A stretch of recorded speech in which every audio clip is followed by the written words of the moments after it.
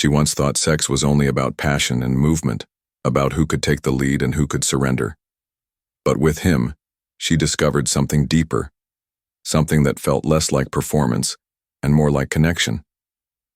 That night, as the rain tapped gently against her window, she noticed how he looked at her, not with hunger alone, but with a tenderness that made her heart soften. He leaned in, kissed her slowly, and whispered, "Tonight, I just want to feel close." When he pulled her into the spooning position, it surprised her. It wasn't the fiery, fast rhythm she'd imagined. Instead, it was calm.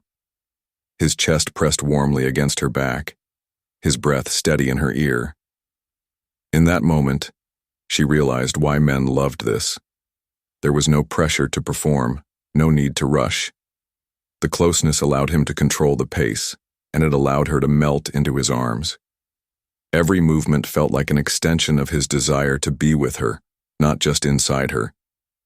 Later, when he turned her gently to face him in missionary, she saw something else, his need to watch her. His eyes searched hers, his hands traced her face, as if reading every response. She could tell he wasn't just thinking of his own pleasure. He was attuned to the way her body arched, the way her lips parted, the way her moans escaped at just the right moment. And this gave him confidence.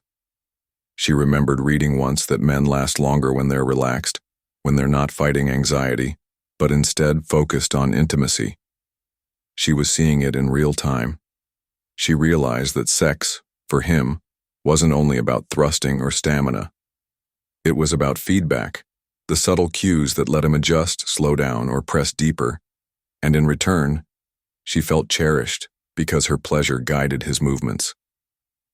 For fun, they tried doggy style, and though it gave him a sense of raw power, she could sense the difference in his energy. He loved the view, the intensity, the rawness, but it lacked the closeness he craved.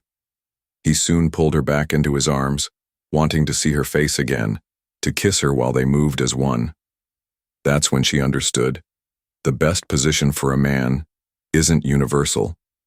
For him, it was any position that allowed two things: control over his rhythm and the chance to feel truly connected. When he spooned her, he relaxed. When he held her face to face, he felt alive. When he saw her respond, his own arousal deepened. She smiled, realizing that women often believed men only cared about pleasure. But the truth? The man beside her cared about closeness, confidence, and reassurance just as much. For him, the best sex wasn't the wildest. It was the one where body and soul met.